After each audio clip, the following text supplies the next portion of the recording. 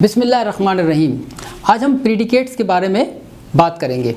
इससे पहले की वीडियोस में हमने रिप्रेजेंटेशनल सिस्टम के बारे में डिस्कस किया था, जिसमें हमने 5 सेंसेस के बारे में भी बात की थी, यानी विजुअल, ऑडिटरी, किनेस्थेटिक, ऑल्फैक्टरी और गैस्टेटरी के बारे में। डिफरेंट रिप्रेजेंटेशनल सिस्टम जो हैं वो डिफरेंट कीवर्ड्स इस्तेमाल करते हैं। इन कीवर्ड्स को एनएलपी में प्रीडिकेट्स कहते हैं, यानी इन वर्ड्स की मदद से आप ये आगाही हासिल कर लेते हैं कि किसी शख्स का रिप्रेजेंटेशनल सिस्टम या उसका प्रीफर्ड थिंकिंग स्टाइल क्या है।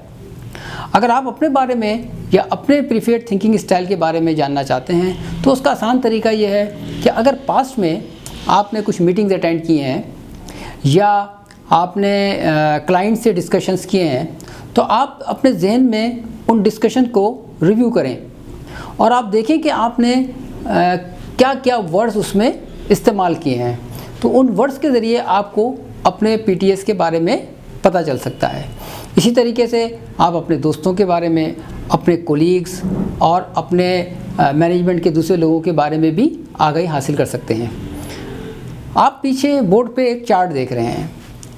आज हम इन चार्ट्स को देखते हैं और ये अंदाज़ा लगाते हैं कि प्रीफर्ड थिंकिंग स्टाइल के लिए जो कीवर्ड इस्तेमाल करते हैं वो अमूमन क्या होते हैं। इस तरीके से आप बेहतर अंदाज में प्रीडिकेट्स को समझ सकते हैं। सबसे पहले अगर आप देखें, विजुअल रिप्रेजेंटेशनल सिस्टम रखने वाले अमूमन जो वर्ड इस्तेमाल करते हैं वो वर्ड हैं सी, पिक्चर, परसीव, नोटिस, इसी तरीके से look, appear, clear, pretty, colourful, bright, scene और विजन। तो अगर कोई शख्स मुसलसल ये वर्ड ज़्यादा इस्तेमाल करता है तो इसका मतलब ये है कि उसका इनर वर्ल्ड जो है, इंटरनल वर्ल्ड जो है, या उसका जो प्रीफर्ड थिंकिंग स्टाइल है वो विजुअल है। तो आपको इस तरीके से किसी भी शख्स के साथ कम्युनिकेशन करने में आसानी होती है। दूसरा, अगर आप रिप्रेजेंटेशनल सिस्टम देखें वो ऑडिटरी है।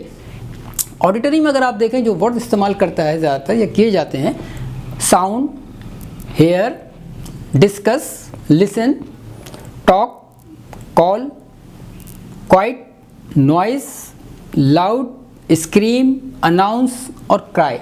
तो बाद लोग जो ऑडिटरी होते हैं वो अमूमन ये वर्ड्स ज़्यादा इस्तेमाल करते हैं अपने डिस्कशन के अंदर और ऑडिटरी कहलाते हैं। तीसरा, अगर आप हमारा सिस्टम देखें तो वो कहलाता है किनेस्थेटिक। किनेस्थेटिक में अगर आप देखें तो फील, महसूस करना, रिलैक्स, ग्रैस्प, किसी चीज़ को होल्ड करना या पकड़ना, flow, handle, stress, pressure, hard, smooth, rough, firm और सॉफ्ट। तो ये वर्ड्स वो हैं जो किनेस्थेटिक इनर वर्ल्ड रखते हैं या इंटरनल वर्ल्ड रखते हैं, या रिप्रेजेंटेशनल सिस्टम उनका जो है वो किनेस्थेटिक होता है। इसी तरीके से अगर हम ऑल्फैक्टरी और गैस्टेटरी यानी कि स्मेल करना, सूंघना या सूंघना या टेस्ट करना, या टेस्ट के मायनों में जो इस्तेमाल होते हैं वर्ड्स, वो वर्ड्स कुछ इस तरीके से होते हैं, मतलब स्मेल, अरोमा, खुशबू वगैरह, सोर, स्वीट, मिठास, इसी तरीके से एसेंस, पंजेंट यानी कि चुभने वाली जो खुशबू होती है, या फ्राग्रेंस, बिटर, साल्टी, स्पाइसी और रोटन, मतलब जो चीज़ सड़ी गली चीज़ होती है, रोटन। तो ये वर्ड जो होते हैं ये ऑल्फैक्टरी और गैस्टेटरी यानी कि स्मेल और टेस्ट के मायनों में ये वर्ड अमूमन इस्तेमाल किए जाते हैं ज़्यादा। इसी तरीके से कुछ वर्ड्स होते हैं जो अनस्पेसिफाइड होते हैं लेकिन प्रीडिकेट्स में शामिल होते हैं, मतलब think, decide, develop, prepare, activate, repeat, understand, consider, function, organise और एडवाइस। तो इस तरीके से ये एक टोटल डेटा है, वो वर्ड्स हैं जिसकी मदद से आप ये बात अंदाज़ा लगा सकते हैं किसी के डिस्कशन से कि किसी शख्स का प्रीफर्ड थिंकिंग स्टाइल या उसका रिप्रेजेंटेशनल सिस्टम क्या है। पीटीएस का हमारे लिए जानना बहुत ज़रूरी है। इसका एक फ़ायदा तो ये होता है कि वक्त की बहुत बचत होती है और कॉन्फ्लिक्ट नहीं पैदा होता। आप अपनी बात को आसानी के साथ दूसरों तक पहुंचा सकते हैं। असल में होता ये कि लोग उन लोगों की बातों को ज़्यादा सुनना चाहते हैं या ज़्यादा पसंद करते हैं जो उनकी तरह के होते हैं।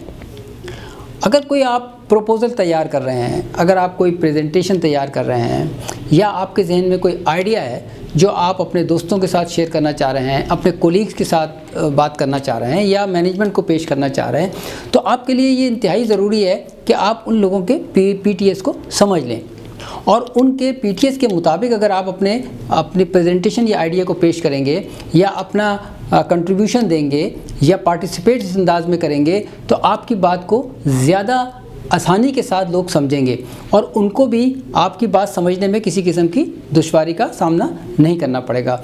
वो सेंस करेंगे, बेहतर अंदाज में डिसीजन लेंगे। और इन सब चीज़ों का सबसे बड़ा फ़ायदा तो ये होता है कि कम्युनिकेशन स्ट्रांग होती है, रैपो बिल्डिंग अच्छी होती है और आपकी अच्छी परफॉर्मेंस को अप्रिशिएट किया जाता है। Thank you very much. इंशाल्लाह नेक्स्ट टाइम फिर किसी टॉपिक के साथ हाजिर होंगे। इजाज़त दें। खुदा हाफिज़।